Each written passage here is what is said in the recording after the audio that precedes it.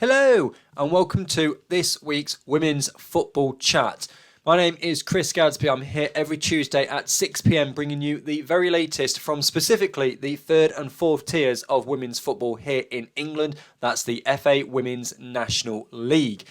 Plenty to talk about this week. We're going to go back to a segment that we did a few weeks ago that I've not done for the past few weeks, which is the news. And we're going to start with rather unusually looking ahead at next season a bit before we come back to the end of this season. We now know 4 of the 8 teams coming up from Tier 5 next season. They are as follows. From the Northwest Regional, we've got Merseyrail. From the Eastern Regional, we've got Wyndham Town. From the London and South East Regional, we've got Ashford Town from Middlesex. And in the South Regional League, we've got Moneyfields. We're still waiting on North East, West Midlands, East Midlands and the South West. Those leagues not quite as far gone, and it's a bit tight between 2 or 3 teams at the top in those leagues. But 4 of the 8 teams we know that are coming up into Tier 4 next season. That's coming up. Let's have a look at going down.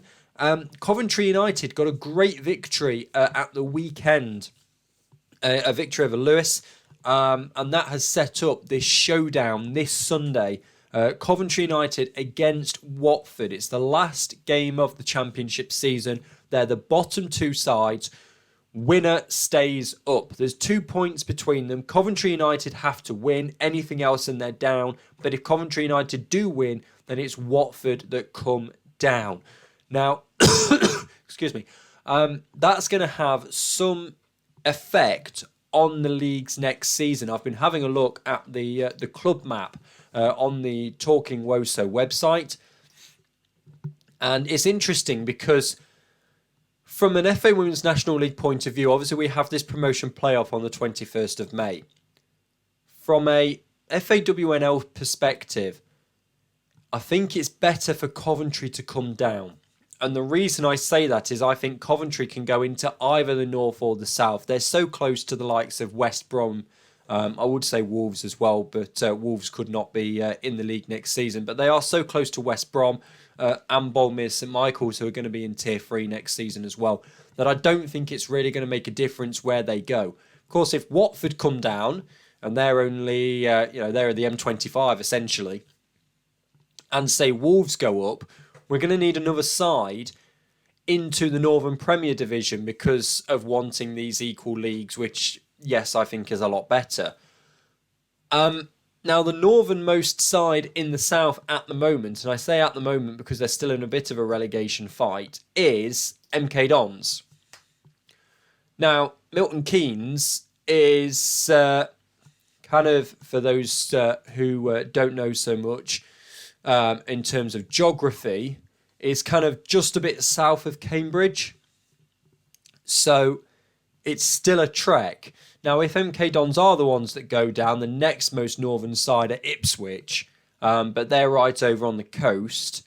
The next one after that is Oxford. So if MK Dons do go down and Watford come down, you might be looking at an Ipswich or an Oxford having to come up into the north. Now, or uneven leagues, which might not be too bad if the Northern Division 1 Northern champion, which we'll look at later on, is Liverpool Feds, as is looking likely, because they are in and amongst the rest of the Northern teams already. Should it be Newcastle, who are obviously way further north, I mean, there's Middlesbrough at the moment, but they're so much far further north. If you've got Newcastle having to go down to Milton Keynes for a league game, it is, let's say, not the best journey that they're going to have. A distance of 235 miles, 4 hours by car, so a bit longer by coach. That's a trek, and it turns it almost into a national league, and that's going to be a trek for Milton Keynes to go up and play these other Northern Division sides. But that's what we know in terms of relegation coming down into the league. It'll be interesting to see what the league do. And of course, all this varies so much on who goes down. We know a lot of them already now. Who goes down from like tier 3 to tier 4, where all the teams are situated, and all things like that.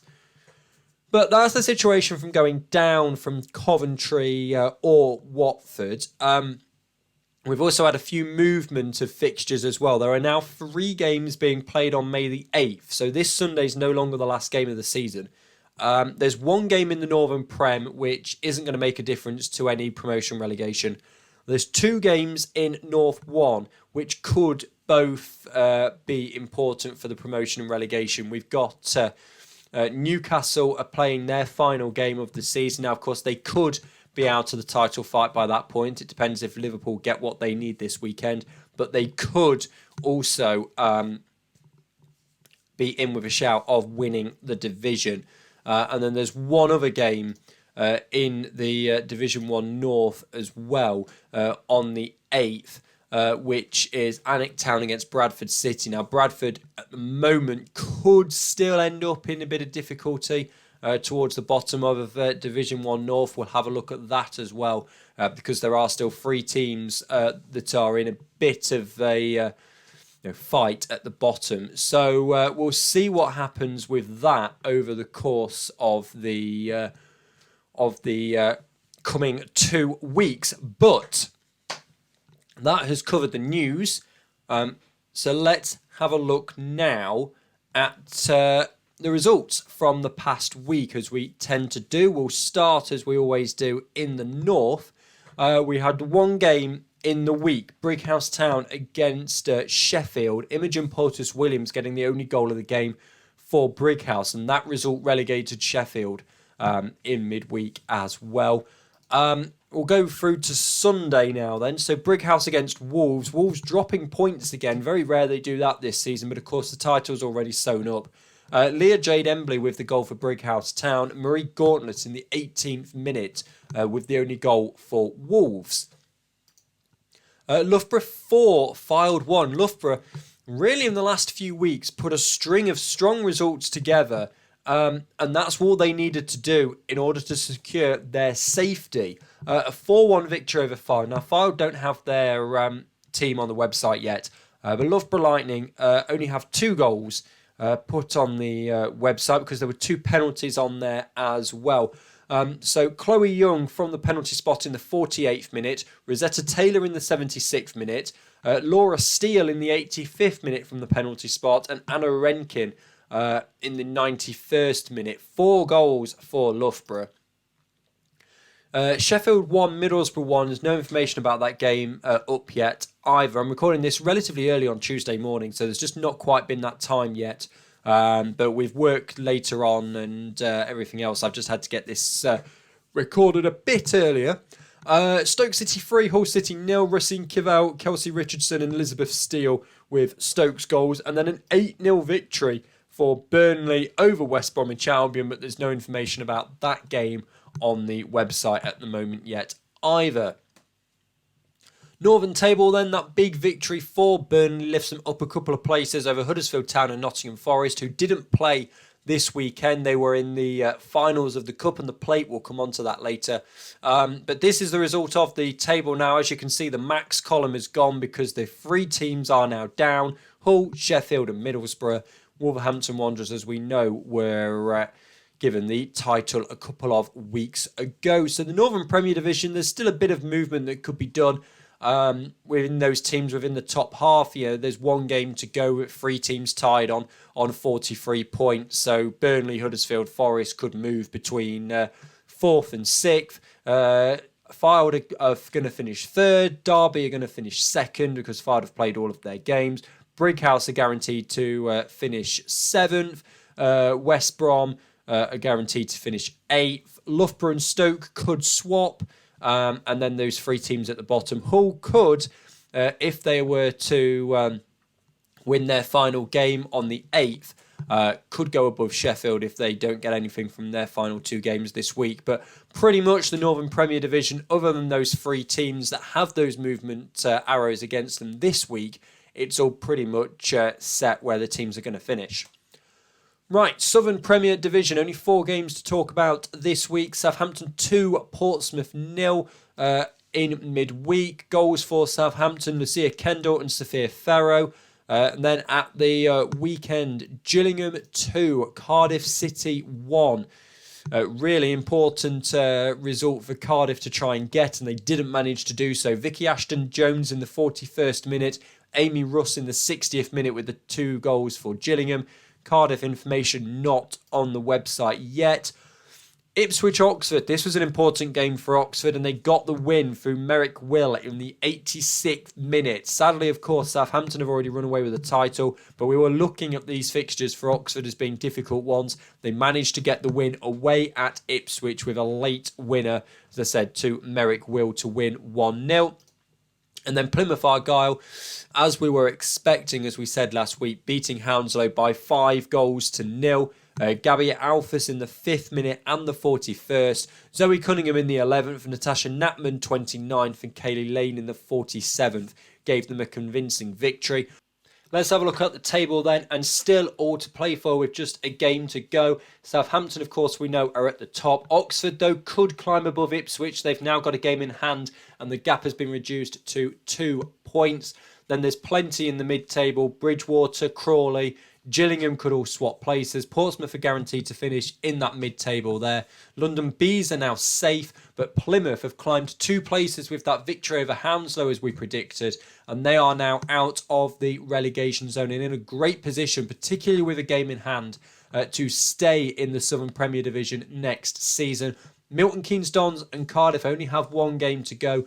Cardiff need to win their final game of the season to stand a chance to stay in the Southern Premier Division, and they could not have a worse opponent to have to try and beat. We'll come on to that in a moment. Chichester and Chelsea, Keynsham down now after the weekend's results, and Hounslow, of course, were down a few weeks ago.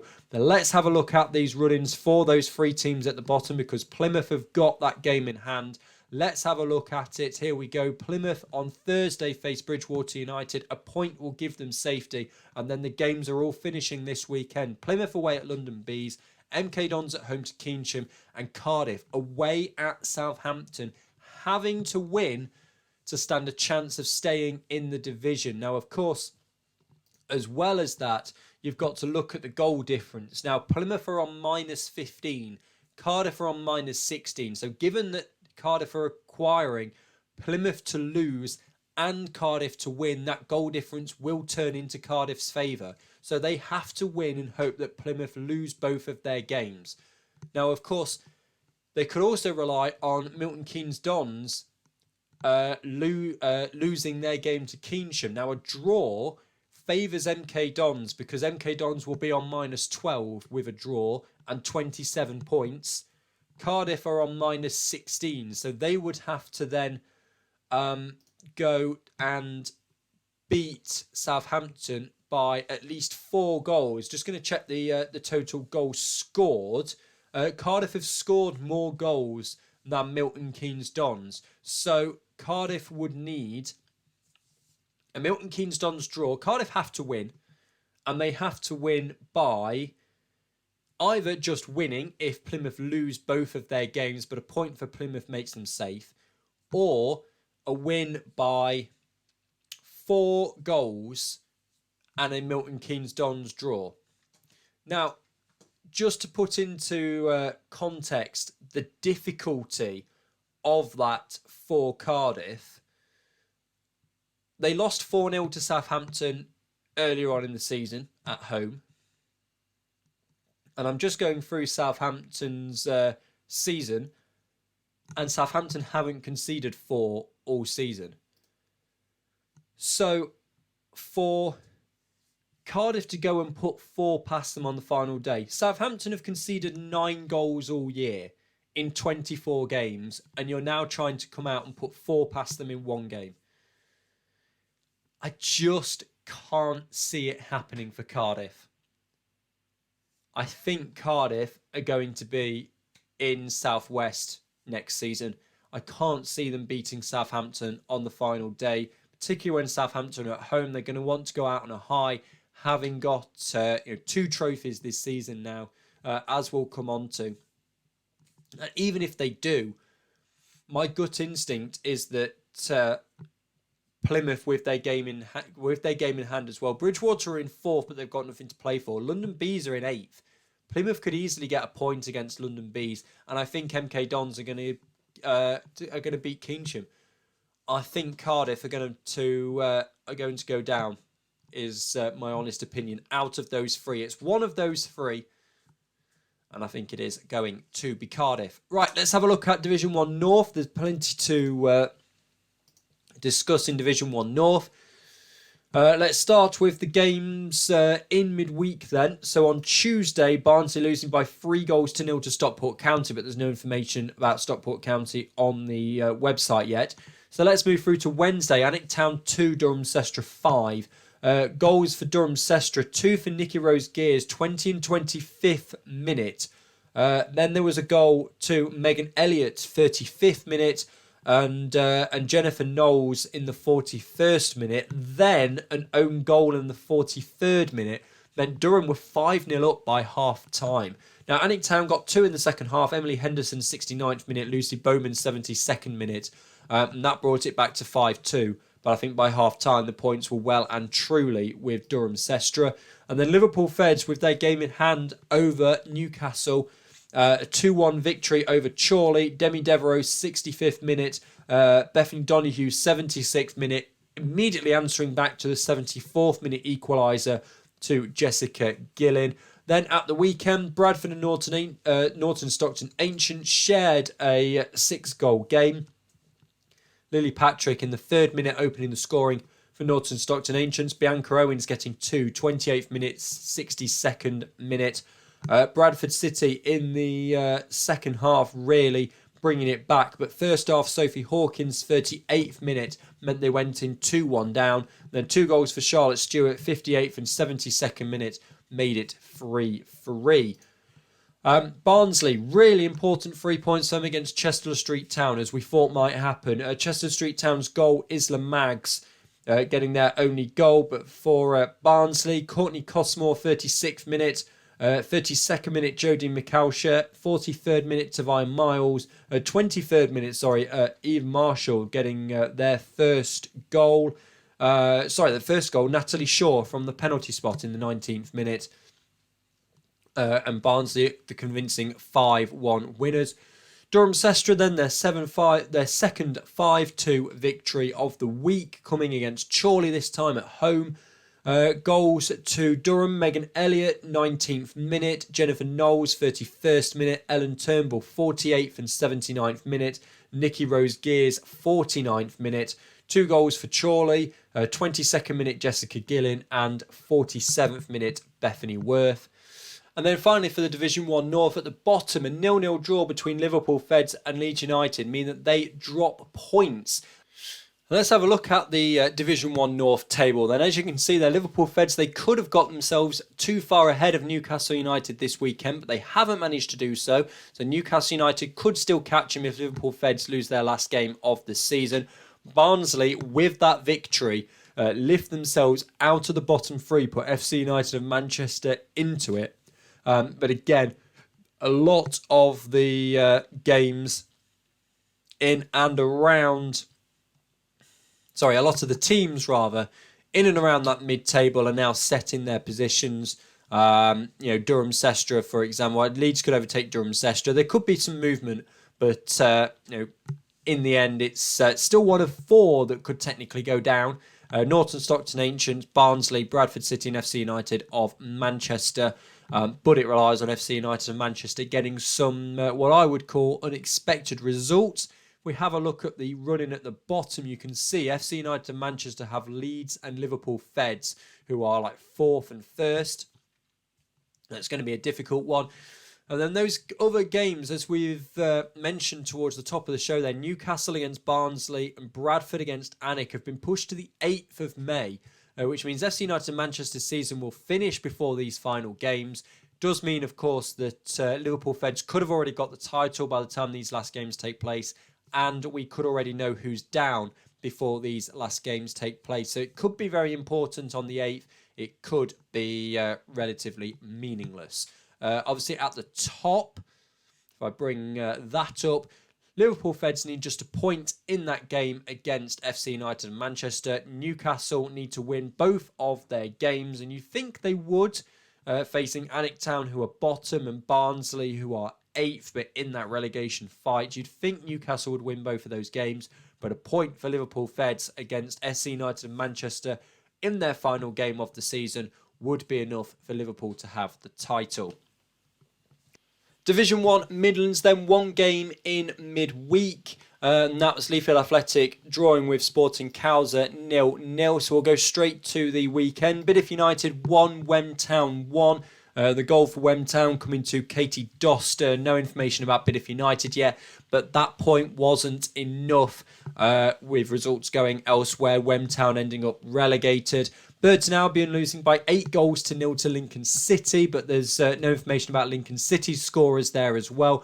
But the crucial fixture and the one that sent Wem Town and Burton Albion down, Leafield Athletic against Boldmere St Michael's. A 1-0 victory for Leafield Athletic. Now, there isn't information about the scorer on there, but Leafield Athletic beating the champions of Division 1 Midlands to get vital 3 points, relegate Wem Town and Burton Albion, and secure their safety in the meantime. Sporting Cowser beating Leek Town in the late kickoff as well by a 1-0.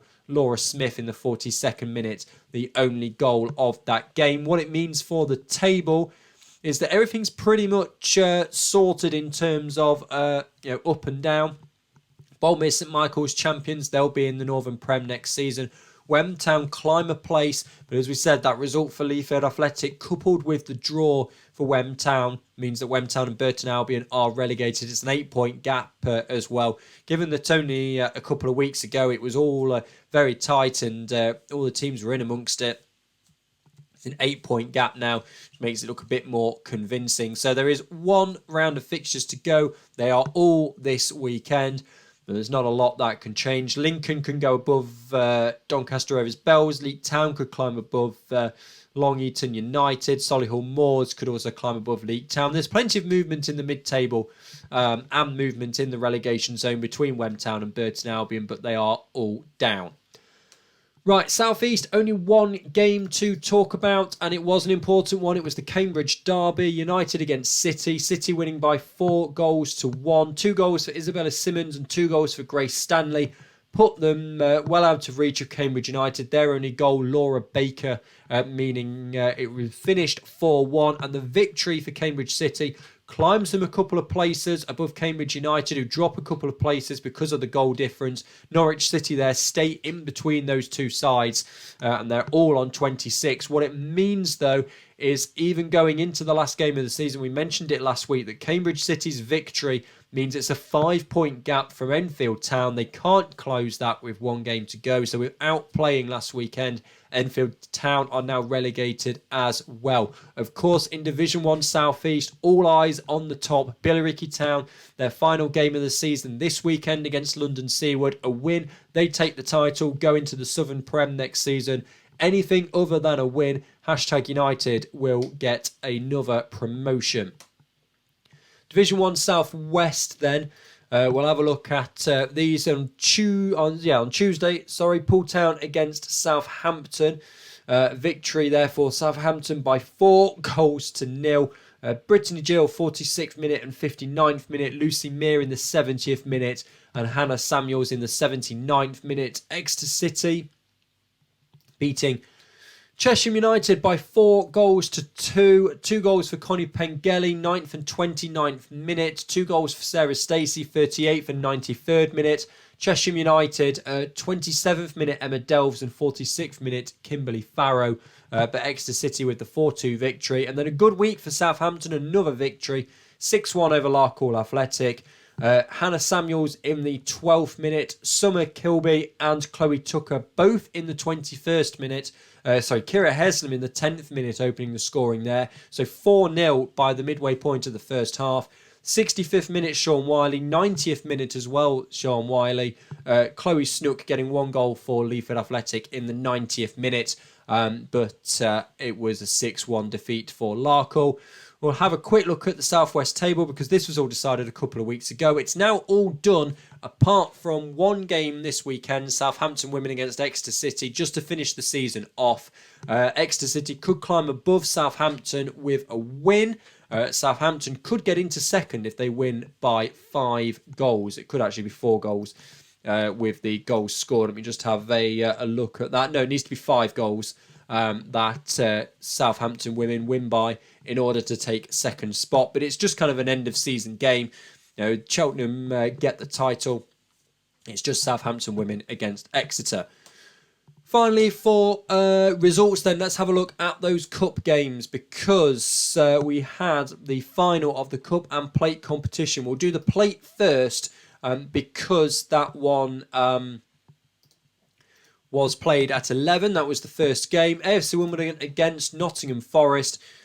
Goals to Nottingham Forest. Rachel Brown in the 13th minute from close range. AFC Wimbledon then equalised. Kelly Hyman getting the goal for Wimbledon before a Rebecca Anderson free kick on the 33rd minute put Forest 2-1 in front, and that's how it stayed for the remainder of the game. Forest winning the plate. And in the in the cup competition, Southampton winning by 3-0 over Huddersfield Town. Goals to Alicia Ware in the 45th minute, Lucia Kendall in the 71st and 83rd minute give Southampton their second trophy of the season. They could try for the treble when they take on Wolves in the playoff for that spot in the Championship. Those are all of the results then from the past week. Let's have a look now at the fixtures coming up. A lot of these leagues are obviously finishing off, as we've said, and there's not a huge amount to talk about in terms of movement. Northern Premier Division on Thursday, Sheffield against Brighouse Town. Sheffield, of course, already down. Burnley against Middlesbrough, Forest against Brighouse, Sheffield against Derby County, Stoke City against West Brom, and Wolves against Loughborough. That will finish off the Northern Premier Division, apart from Huddersfield against Hull, who are playing their final game on the 8th. Southern Premier Division, a busy week as this does finish on Sunday. So Southampton against Oxford on Wednesday, Plymouth against Bridgwater on Thursday. That's that important game for Plymouth. They could secure their safety and they're at home. Bridgwater against Hounslow, Chichester and Chelsea, Crawley Wasps, Gillingham, Oxford United, London Bees, Plymouth, MK Dons, Keynsham, Portsmouth, Ipswich and Southampton, Cardiff City. So those important games at the weekend. London against Plymouth, MK Dons, Keynsham and Southampton, Cardiff to decide who goes down out of those 3 sides. Division 1 Midlands also finishing off this weekend. Leaford Athletic against Burton Albion, Lincoln City, Wem Town, Long Eaton United, Leek Town, Peterborough United, Sporting Cowser and Solihull Moors, Doncaster Rovers, Bells. All these sides just playing their final game. Yes, there could be some movement in mid-table, but the promotion and relegation has already been sorted. Division 1 North, Chester Street Town against Annex and FC United Manchester against Leeds on Wednesday, so tomorrow. Annex Town, Newcastle United, Chester Street Town, Leeds United, Chorley Norton, Stockton Ancients, Liverpool Feds, FC United Manchester, and Stockport County, Durham Sestra. As I said, 2 games on the 8th, which we'll cover on next week's show, but it could be that if Liverpool Feds get that point they need this weekend, then the Newcastle Barnsley game could be just to get again a nothing game.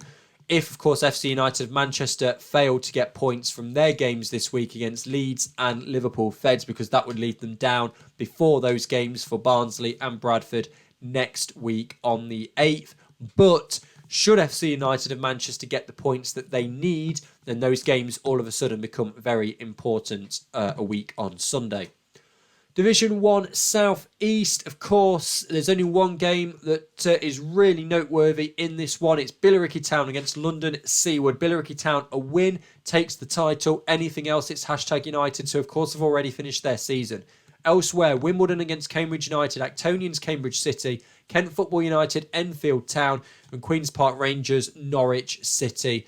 Kent Football, Enfield Town, the 2 relegated sides. Queen's Park Rangers, Norwich, the rest is all just mid-table, really. AFC Wimbledon are definitely going to finish 3rd. Queen's Park Rangers and Actonians, they could swap positions, as could London Seawood, Cambridge City, Norwich City, Cambridge United, those sides, because there is only 3 points separating those four sides. So we could see some movement, but realistically, all eyes are going to be on that Billericay Town game. And finally, just the one game, as we've mentioned before, Division 1 South West, Exeter City against Southampton. It's fourth versus third. They could swap positions. Southampton could go up to second with a big win. But realistically, that's just a game to finish the season off in good form. And that's everything coming up in the coming week in the FA Women's National League. I'll keep my eye on the Championship and those Tier 5 league tables as we continue to look at the third and fourth tiers more closely. See if we get any others coming up once we know who's going down and who is staying up. But that'll do it for this week's Women's Football Chat. Thank you very much for joining me. I'll be back next Tuesday, 6 p.m. again to look at the final tables for 4 of the leagues, and we'll have a look at what, if anything, needs to happen on that final day of the season on the 8th of May. Thank you so much for joining me. Of course, keep supporting your local women's football team. Last game of the season on the Sunday for many. They'd love your support. Thank you very much for watching, and goodbye.